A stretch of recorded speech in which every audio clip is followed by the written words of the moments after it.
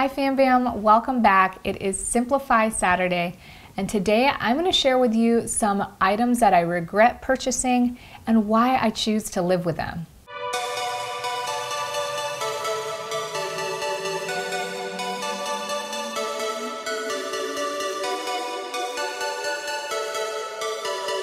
Even though I try to be intentional and I try to identify awareness in what adds value and just be very thoughtful about what I bring into my life, there's definitely still times where I purchase something that I regret.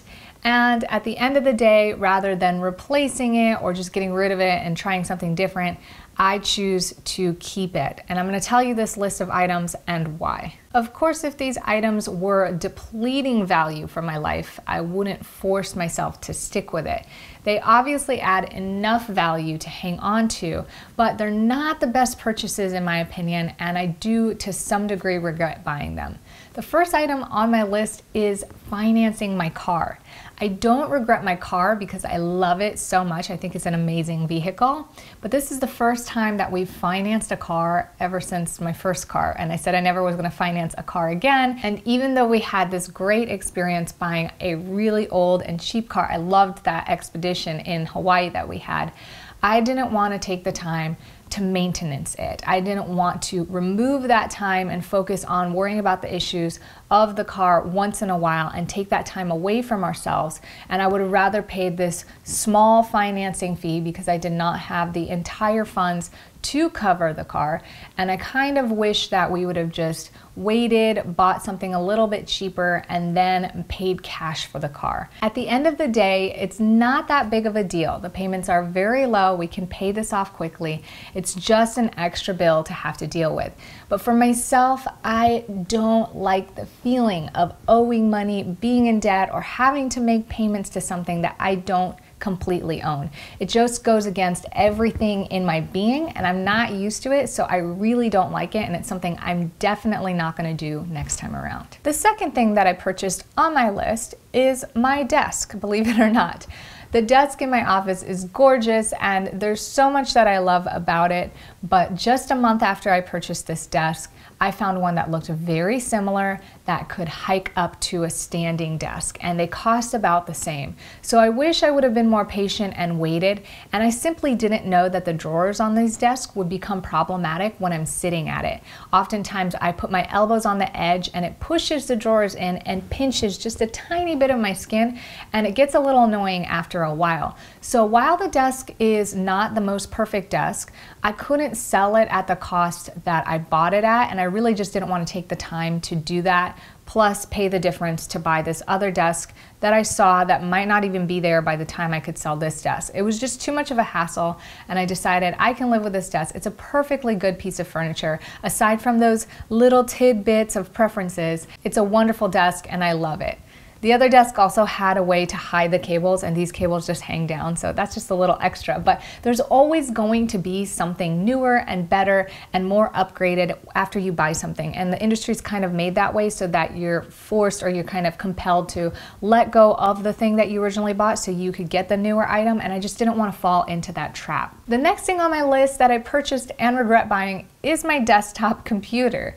Of course, I use this computer day in and day out. It's what I use primarily for work, but I really wish that I would have gone with a laptop like we did the last time. When I bought this computer, I thought this would be great because it has a bigger screen and it's more manageable to sit at a desk and do it. But sometimes when I'm feeling sick, I wish I could just crawl into bed and work from my bed, or take my computer to the coffee shop or to my kids' classes so that I can get some work done. And with this desktop, I don't have that capability or that flexibility. Also, our laptop computer that we had prior to this desktop was actually a lot better of a computer for what we do. It was faster, it carried more memory, and it was more portable, which made it super easy on us for traveling and moving.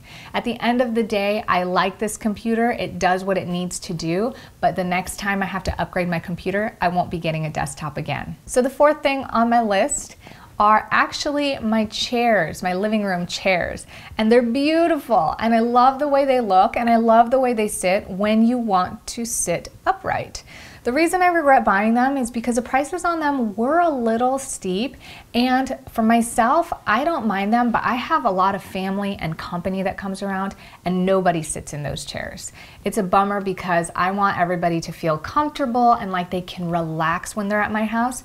And of course, the purpose of us getting more upright chairs was so that we wouldn't get stuck wanting to lounge around and just relax all day, but it doesn't make it comfortable for my company, and I feel like it reduces the amount of time that they want to stay in this house with us. The reason I don't get rid of or replace these chairs is because I'm stuck in the middle.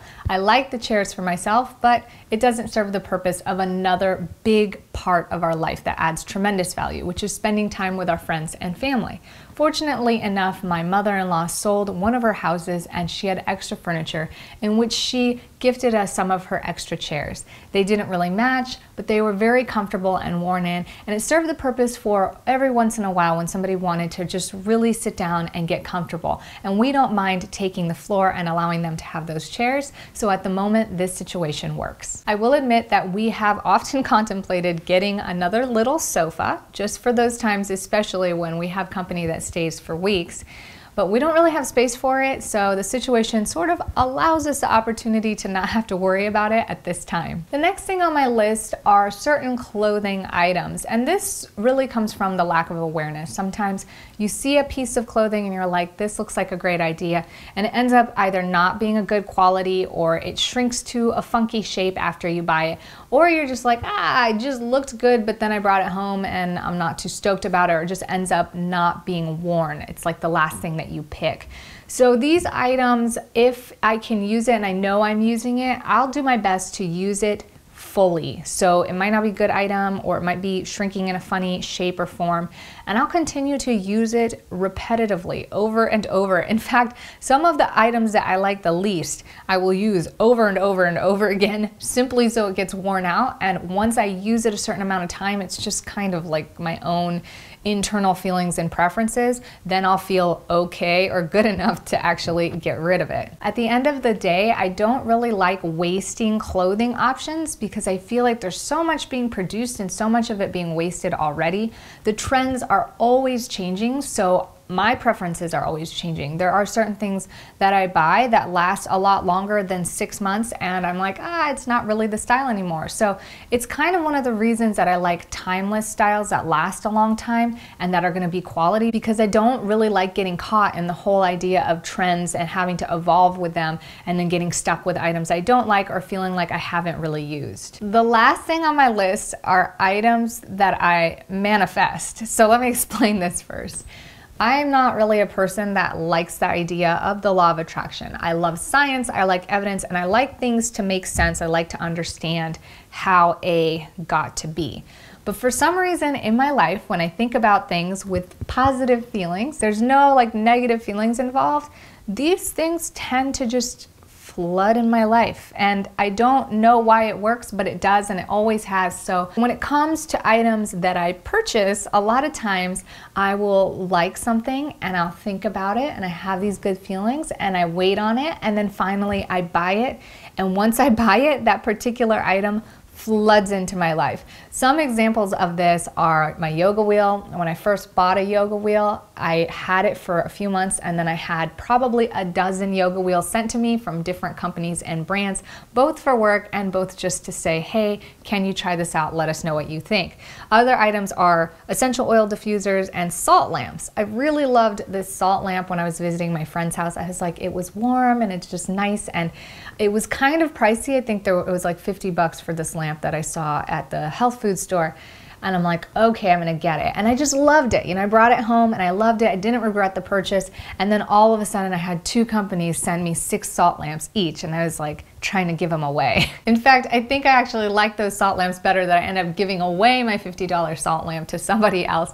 And it's okay, I don't feel bad about it. But what I did learn is that I can just be patient. If I don't need it and I love it, I can take the time to just wait a little bit longer and see what options are there for me, because there's always options and there's always going to be something new and something fun. And I truly believe that the attitude of gratitude and the belief that life is abundant is what brings abundance to you.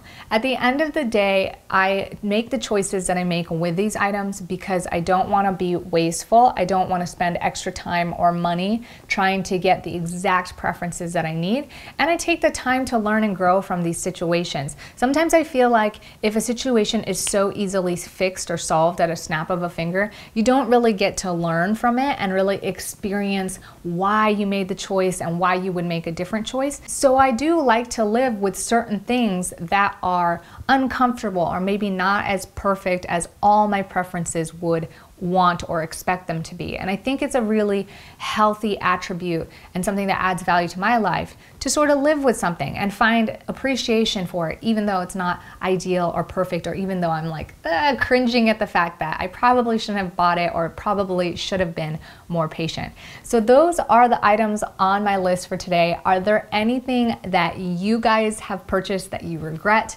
but ended up keeping? I would love to know what it is and why. And I'd also love to know how the story ended with those items if they are currently out of your life.